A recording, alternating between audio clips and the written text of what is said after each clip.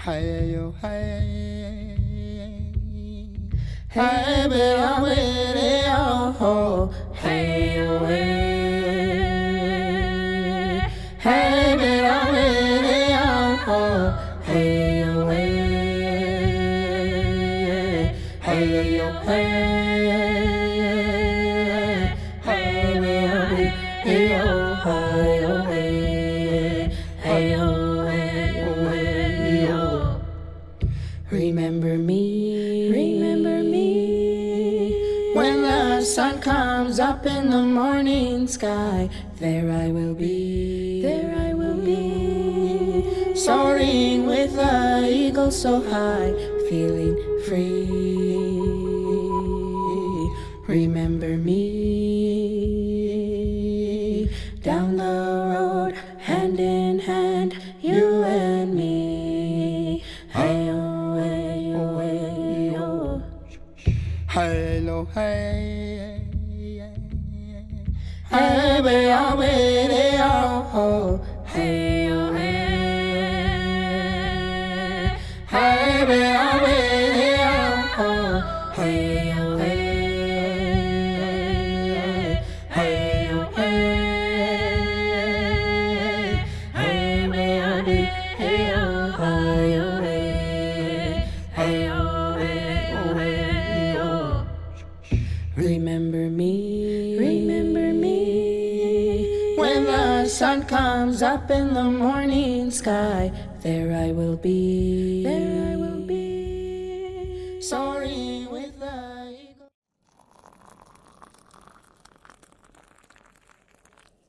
There are a couple of things that I want to just bring up before we get started. The first one is, with the upheaval in the government employees and with what's going on with some of the government websites and with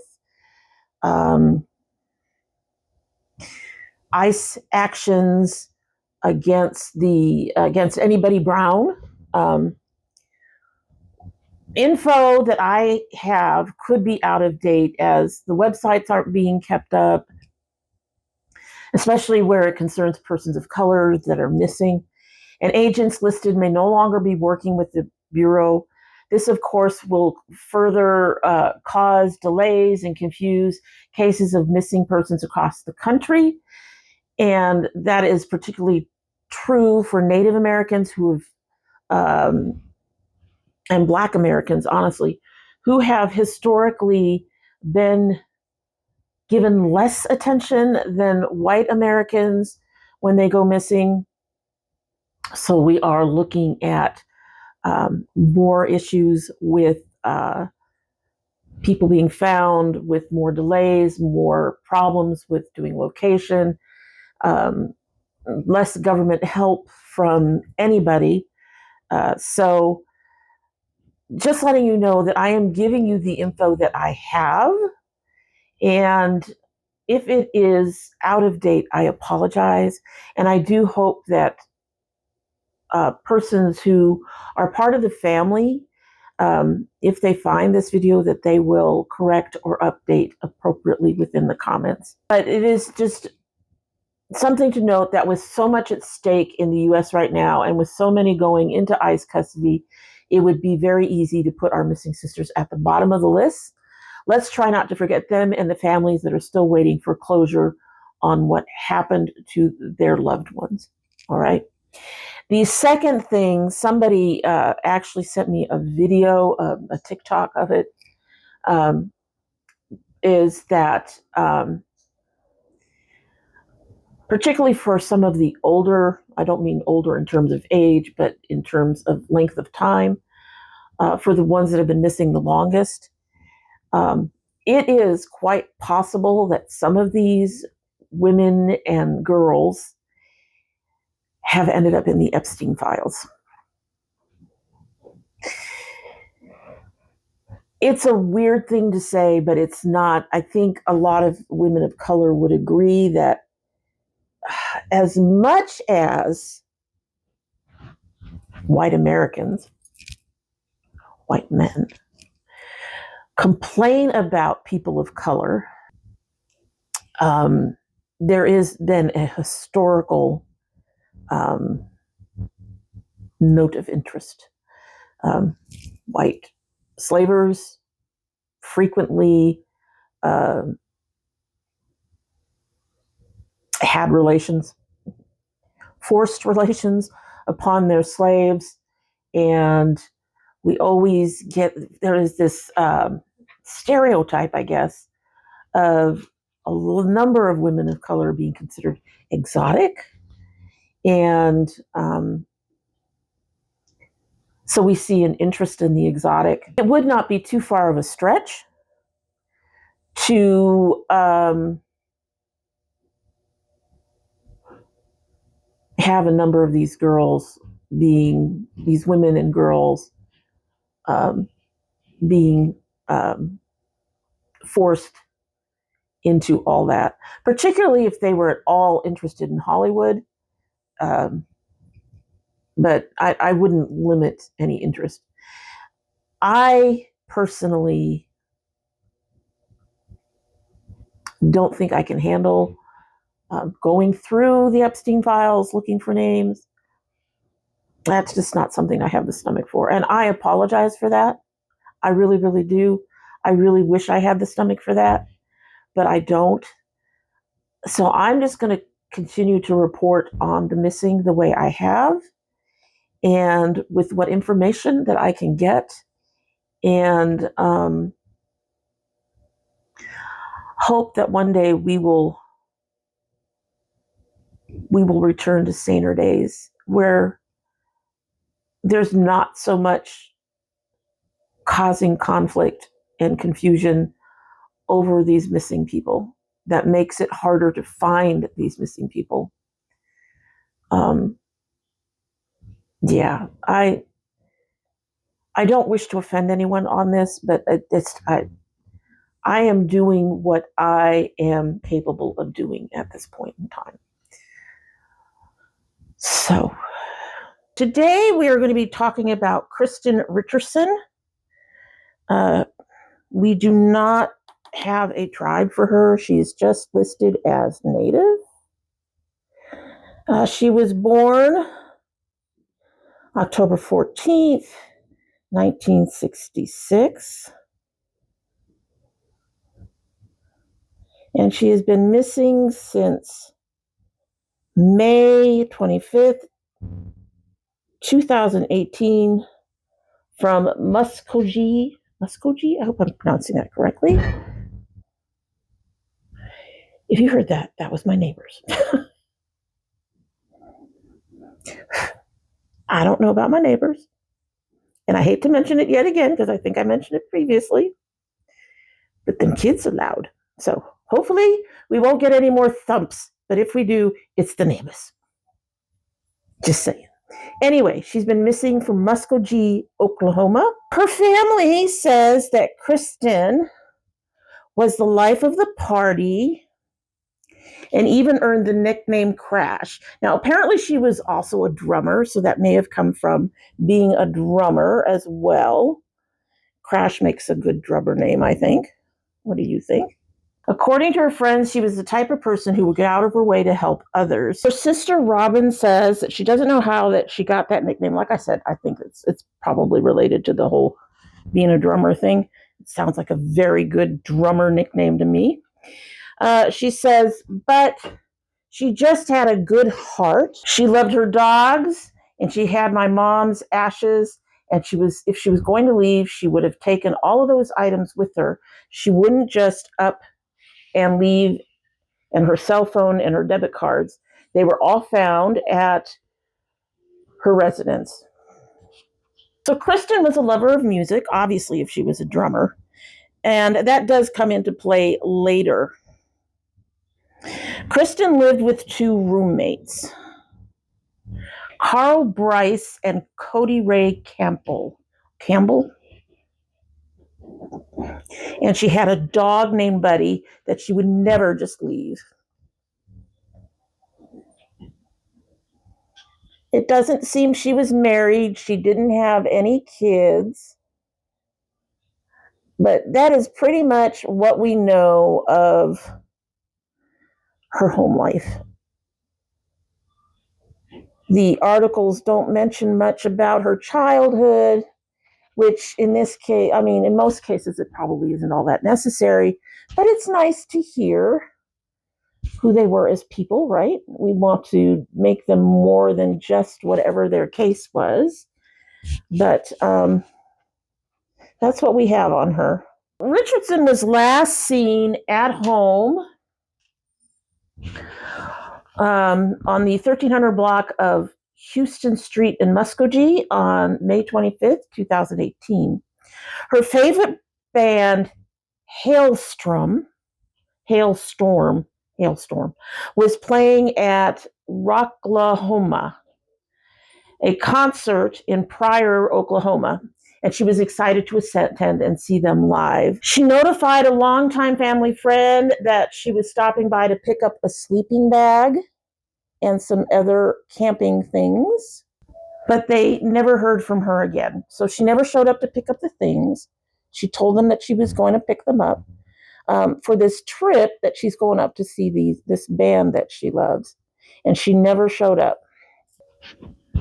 How much you want to bet the roommates were involved?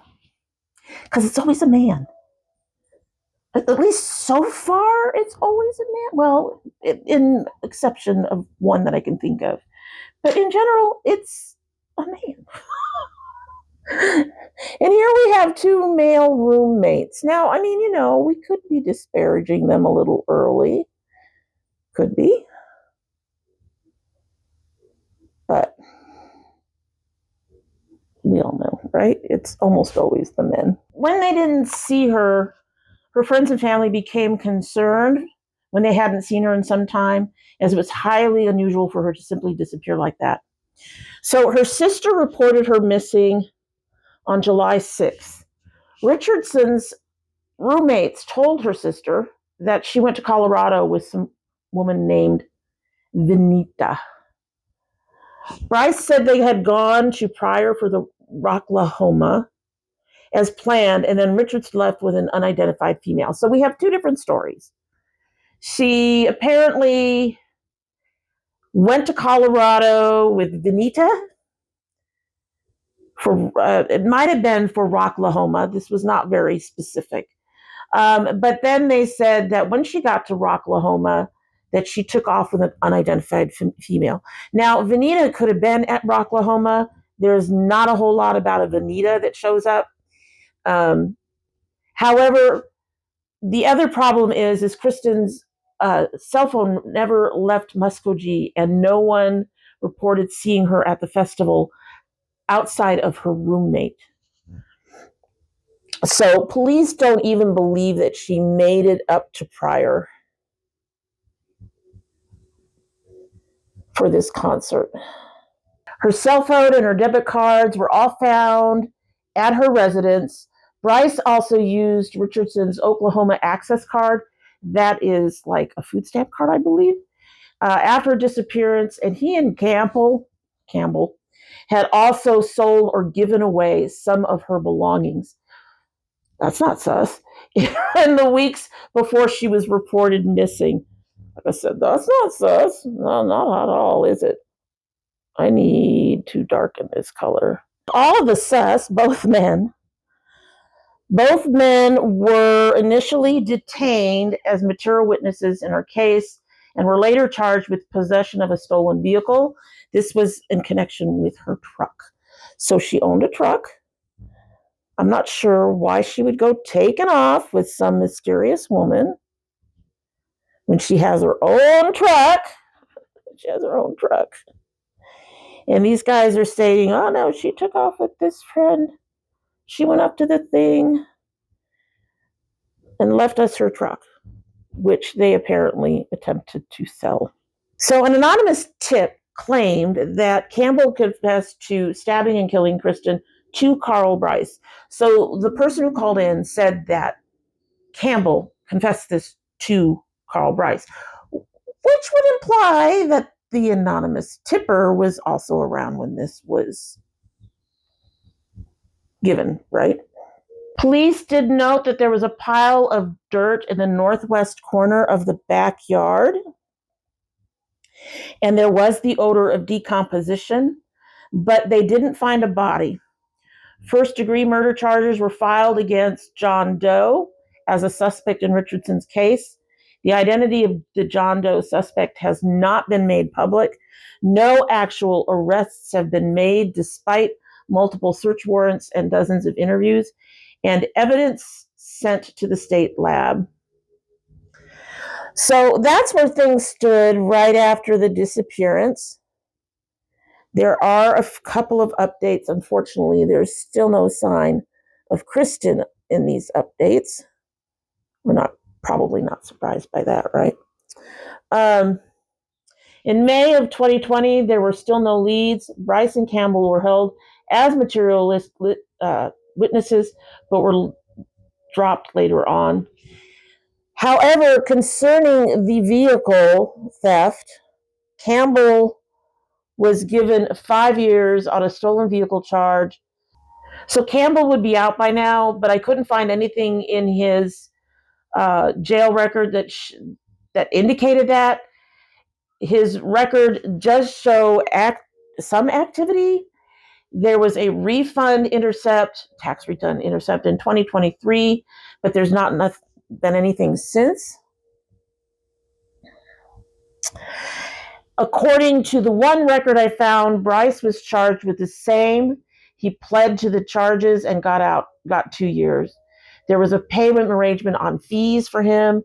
Then several bench warrants were issued when he failed to comply with those arrangements, and that's all I could find of either of them. We believe that she is unfortunately probably deceased, and we believe that there are people that have information out there, and we just need the people to come forward, said Stephanie Brown.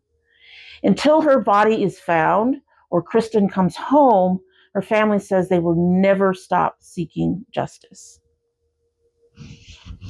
Kristyn is 5'6", was 5'6", about 200 pounds, with brown hair, hazel eyes. Her hair was styled in a short faux hawk at the time of her disappearance, and she wore glasses for reading.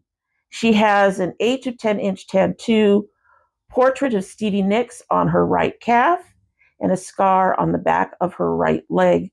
She was last seen in a tan or beige shirt, camouflage print pants, and possibly a bandana.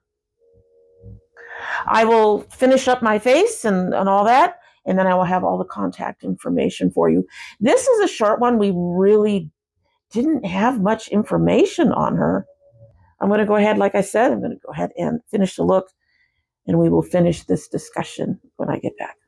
Kristyn Richerson would have been close to 50 when she went missing. Going to repeat her description, and I'll give you the information for contact and all of that stuff. She was 5'6", about 200 pounds, with brown hair, hazel eyes. Her hair was styled in a short faux hawk at the time of her disappearance. She wears glasses for reading. She has an 8 to 10 inch tattoo portrait of Stevie Nicks on her right calf and a scar on the back of her right leg. She was last seen in a tan or beige shirt, camouflage print pants, and possibly was wearing a bandana. She is missing from Muskogee, Oklahoma. She may or may not have been at Rocklahoma to see her favorite brand, Hailstorm, in 2018. Her phone never pinged there, so the police don't think she made it there. However, it's possible. So if you're from anywhere in that area and you think you might have information, you need to contact our usual contacts, which will be listed also below, but the Muskogee Police Department at 918-683-8000, the Oklahoma Office of the Chief Medical Examiner at 918-295-3400. The BIA Missing and Murdered Unit, you can contact them 3 ways. You can text 847-411. You can call 833-560-2065, or you can email ojs_mmu@bia.gov.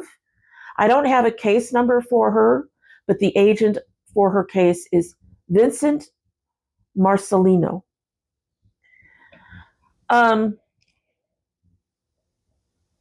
Considering everything around her disappearance, that her roommates were selling her stuff, that they were arrested for grand theft because of the automobile, I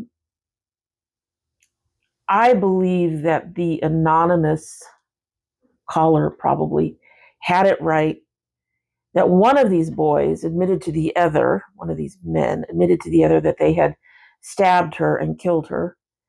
To my knowledge, both men are still alive, and they probably won't say anything because the statute of limitations on murder is like there is none. But I really hope someone saw or heard something and can at least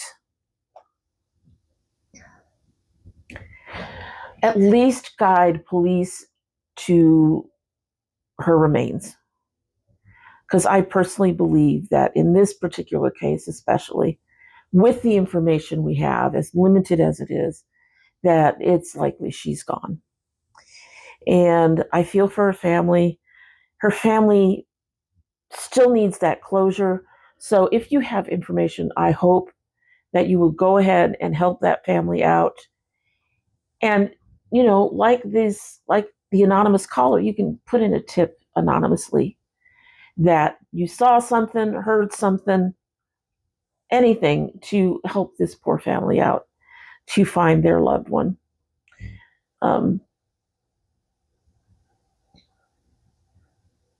I can't imagine, honestly. I can't imagine the pain that they're going through at this point. So let's be good dragonettes and do what we can to help them out if at all possible. At any rate, that is it for the evening. As we all know, I love my girls. I love my dragonettes.